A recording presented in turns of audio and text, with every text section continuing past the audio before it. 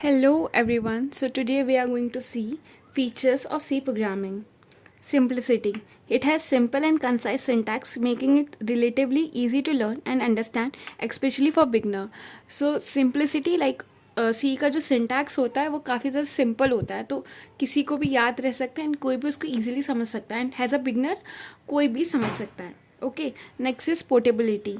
C can be compiled and executed on various platform with minimal और no change. Portability का मतलब जो code आपके पीसी में है वो आपका फ्रेंड या कोई और भी सेम कोड उनके पीसी में भी रन कर सकता है विथ मिनिमल और नो चेंज. लाइक वो ईजिली सेम रन होगा हर जगह. Okay. Modularity. C supports modular programming through functions and libraries, allowing developers to break down the code into smaller, reusable modules for easier for maintaining and scalability. सो सी हमें modularity का भी feature देता है, जिससे हम अपनी प्रोग्राम्स को डिफरेंट फंक्शंस में लिख सकते हैं, जिससे हम अपना कोड को वापस रीयूज़ कर सकते हैं. Same code repeatedly again and again लिखने की कोई ज़रूरत नहीं पड़ती. Static typing.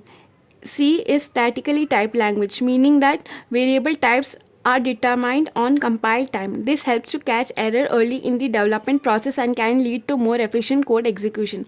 Static typing का मतलब क्या होता है? हमारे जो कोड का जो भी हम वेरिएबल्स होते हैं या फिर जो भी एरर होता है वो हमें कंपाइल टाइम में ही पता चल जाता है. तो हमारे एरर्स हमें पहले ही पता चल जाता है, उसको एग्जीक्यूट करने के पहले हमें पता चल जाता है कि हमारे कोड में क्या क्या एरर्स हैं. Pointers and memory management. C provides direct memory access through pointers, enabling efficient memory management and manipulation. While pointers can complex, they can offer fine-grained control over the data structure and algorithms. So pointers का ये use होता है, वो हमें direct memory locations पे point करके देता है, तो हमें पता चल जाता है कि हमारा वेरिएबल्स कौन सी मेमोरी लोकेशन में अपॉइंटेंट है. ये थोड़ा कॉम्प्लेक्स हो जाता है एंड थोड़ा बहुत सिक्योरिटी इशू भी ला सकता है, क्योंकि हमारा कोड डायरेक्ट हार्डवेयर पे ही पॉइंट कर रहा है, तो इससे आगे जाके इश्यूज भी हो सकते हैं, बट इसका अपने में भी एक फ़ायदा भी है. Okay. And next is standard library. C comes with rich standard library, provides a set of functions for common tasks like input output operations, string manipulations and memory allocation. So standard library मतलब हमारे C language के खुद के ही functions होते हैं, जिसका meaning है वो प्री डिफाइंड होता है. तो हम जब वो पर्टिकुलर फंक्शंस हम यूज़ करना चाहते हैं तो हम डायरेक्ट उस फंक्शंस को डायरेक्ट यूज़ कर सकते हैं, उसकी लाइब्रेरीज को यूज़ कर सकते हैं.